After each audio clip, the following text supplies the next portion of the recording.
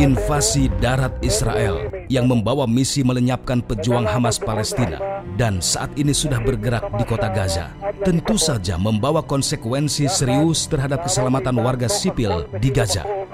Kota Gaza Palestina yang diblokade selama puluhan tahun saat ini seolah menjadi penjara terbesar di dunia yang dihuni jutaan orang di dalamnya. Pasokan air, listrik, dan bahan bakar yang diputus menambah panjang derita warga Gaza yang tinggal hidup di kota ini. Lantas, seperti apa nantinya nasib warga Gaza Palestina yang berada dalam bencana tragedi kemanusiaan?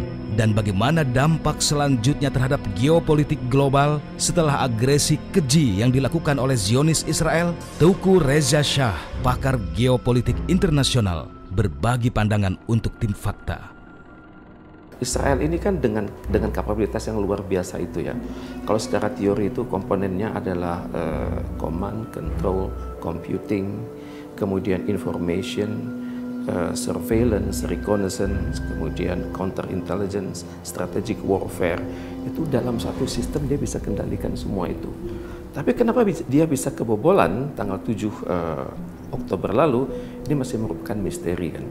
Satu sisi misterinya adalah sebagian pihak mengatakan ini disengaja oleh Israel, sengaja dikondisikan Hamas di atas angin dan nyerang. Artinya sudah diketahui oleh Israel sebelumnya, itu sudah dikoordinasikan begitu ya Pak? Jadi versi pertama mengatakan itu dibiarkan sehingga terkesan mereka menang di atas angin dan kemudian diciptakan suatu sistem penanggulangan agar selesai sekali dan seterusnya.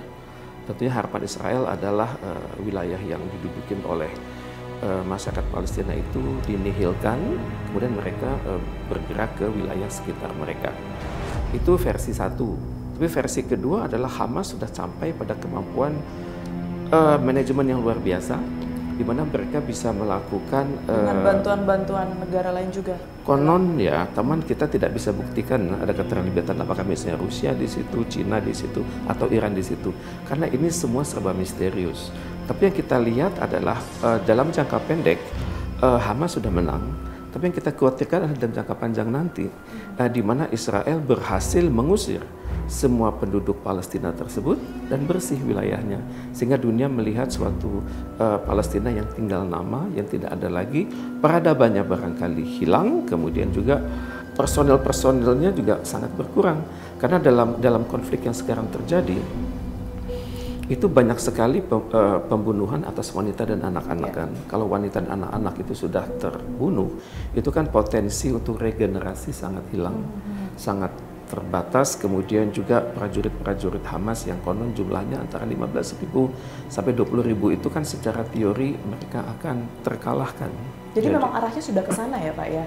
Artinya sudah mulai Israel sudah menunjukkan sinyal kemenangan itu sendiri untuk kemudian merebut tanah yang mereka inginkan, dalam hal ini saat ini masih tanah Palestina begitu. Betul. Dengan kemudian melakukan genosida itu sendiri. Israel mungkin akan menolak ya menggunakan kata kunci genosida ataupun wipe out. Tapi kenyataannya mereka akan mengatakan bahwa teroris itu sudah bisa kami lenyapkan dari muka bumi. Itu kalau kita menempatkan diri dalam posisi Israel ya. Tapi kalau kita menempatkan diri dalam posisi yang tertindas, kita berhadapan dengan suatu masyarakat yang tanah kelahirannya itu diduduki secara paksa, dan yang mereka lakukan sekarang ini adalah mempertahankan tanah air. Kemudian juga informasi yang beredar belakangan Pak Reza ini menyebut bahwa kabinet perang dari Netanyahu ini sendiri juga sudah terpecah sebenarnya, sudah terbelah suaranya dengan adanya Netanyahu menyebutkan sempat meragukan adanya intelijen, kemudian juga persenjataan militer bahkan yang dimiliki oleh Israel itu sendiri, sehingga muncul kekecewaan di dalamnya. Anda melihatnya ini seperti apa? Melihat dari statement Netanyahu yang terakhir, ini membuktikan bahwa sebenarnya Hamas sudah berhasil mengelabui sistem intelijen mereka. Jadi kan tadi ada dua versi. Fakta yang memang sudah terbukti. Ya, yang disengaja ataupun kebobolan kan. Kalau statement ini membuktikan bahwa sebenarnya mereka kebobolan. Dan Israel tampaknya terlalu pongah, terlalu yakin, sehingga lupa akan namanya human intelligence. Di mana sebenarnya Hamas dan juga masyarakat Palestina memiliki kemampuan untuk menyimpan informasi, untuk bergerak secara terkendali kelak di kemudian hari, dan masyarakatnya terikat pada satu struktur kepemimpinan yang kalau mungkin Israel nggak lihat ya, tapi ada kepemimpinan informal. Kemudian kepemimpinan informal tersebut mampu mengendalikan masyarakat. Dari data yang saya peroleh, pasukan reguler Israel itu jumlahnya sekitar 165 dan pasukan cadangan sekitar 300-an. Sedangkan Hamas maksimal bergerak antara 15 sampai 20 ribu. Cukup jauh ya Pak ya selisihnya? Data-data intelijen ya sangat jauh dan juga sangat misterius kan, kita tidak tahu. Itulah kan mengapa memang terlihat sekali bahwa korban yang paling banyak ini dialami oleh warga Gaza begitu ya. Itu sangat-sangat nggak apple to apple, bisa dikatakan gitu ya? Secara matematik memang begitu. 1 lawan 15 plus 1 lawan 20 ya. Tapi yang belum dunia hitung itu adalah namanya bahasa Arabnya itu giroh ya.